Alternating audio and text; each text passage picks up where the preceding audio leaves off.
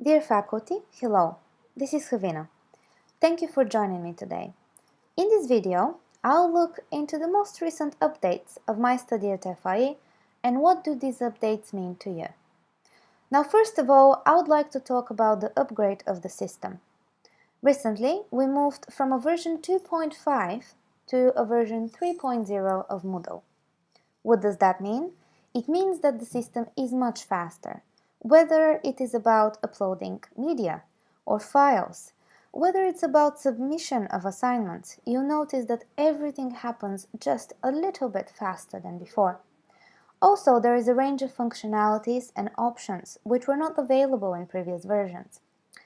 In following videos, I will be showing you how to utilize these new options and settings in order to make your course a bit more attractive and useful to the students. You also notice that the other change that we've made is a new theme. The theme consists of a new background picture and also a slider on the front page of the website.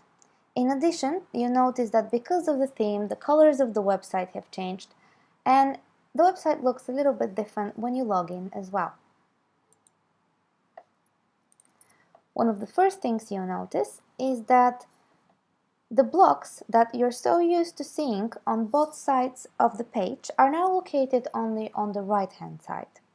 We decided to choose this option because it frees up space for your course and it allows you to locate your resources within the course and present them in a much better way. The next thing you'll notice is that we have put a picture to your course.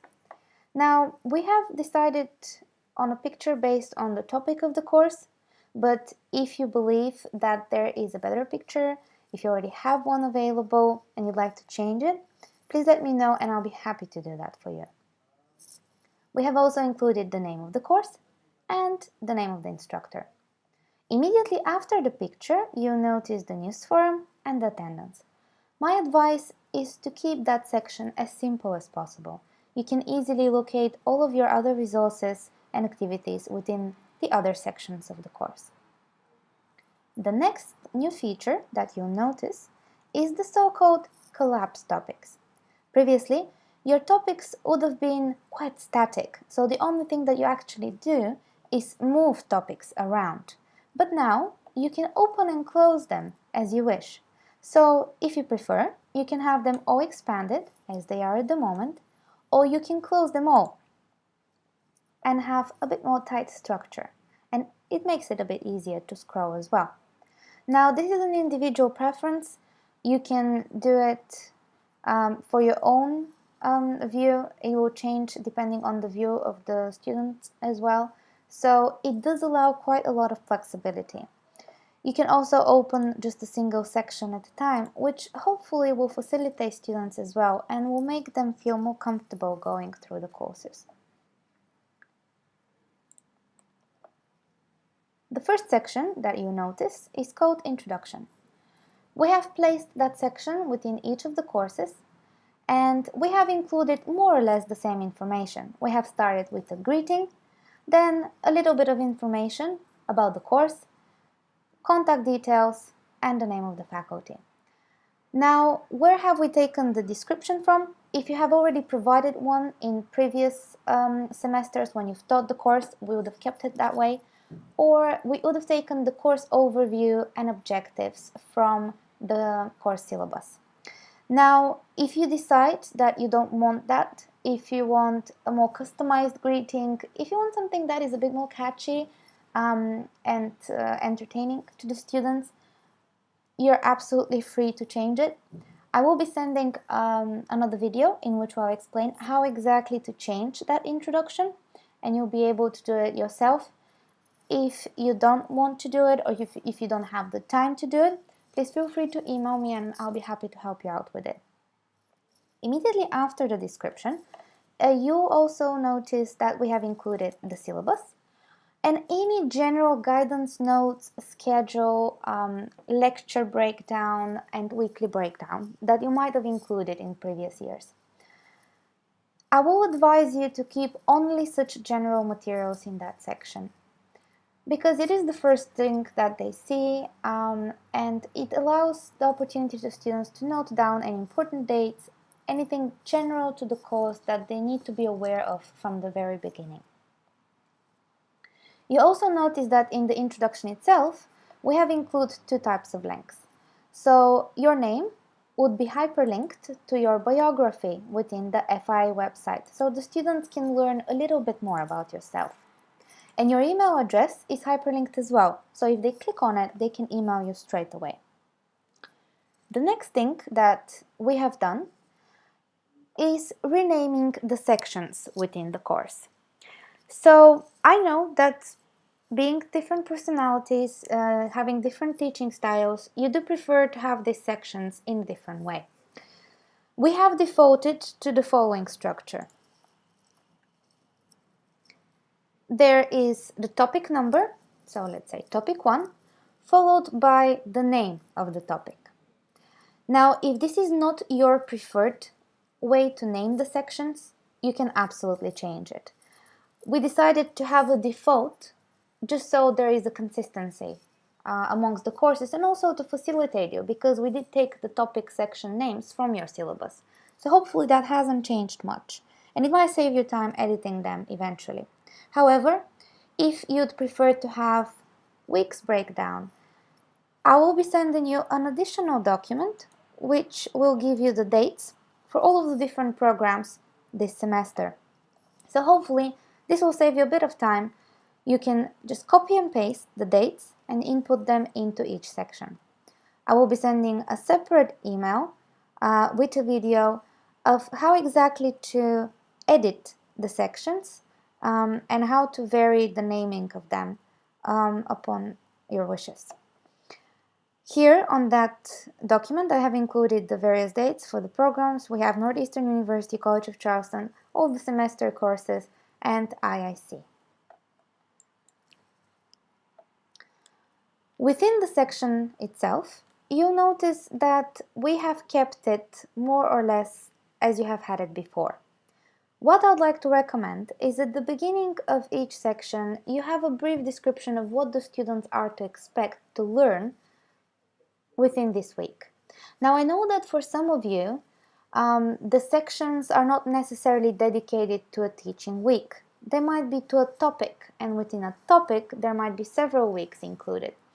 So I will leave it upon your discretion to decide what is the best way to present it. But I do believe that having a little bit of description would facilitate the students and help them navigate through the course easier.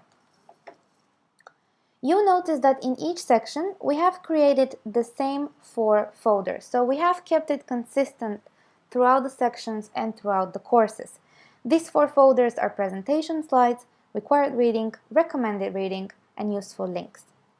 We decided on these 4 folders after examining all of the courses that we currently have, and all of the resources and files uploaded fall within more or less these 4 folder topics.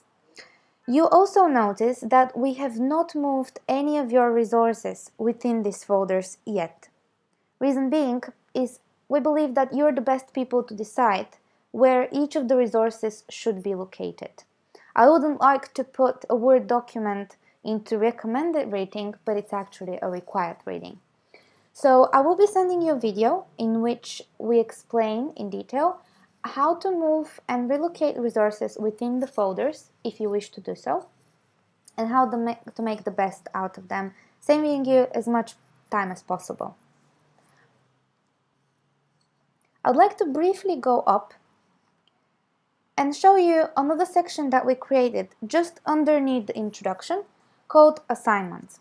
In the example course which I sent you, I did include that section with the following note. Some of you might not like to have all of their assignments and instructions centralized, and that's absolutely fine. Many of you would prefer to have them as separate links in the week that they're due. However, in whichever course we noticed that these resources have been centralized, we created a separate section. In that section, you most likely see that there is a folder called Assignment Guidelines. If you want to keep that structure, great. If not, that's entirely up to you. If you don't want a separate section, that's fine as well. This is just a suggestion that I make to you, hoping that we can facilitate you and the students as well, and just eliminate any questions of the sorts, oh, where do I find the instruction for this? Oh, I couldn't find the link for submitting the assignment, and so forth. If you do want to have that section, but you don't have it just yet, in the email where I explain the naming of the topic sections, I will be also explaining how to create these sections. So not to worry, you'll know how to do them if you don't know just yet, and I'll always be available to help you out if you're not entirely sure.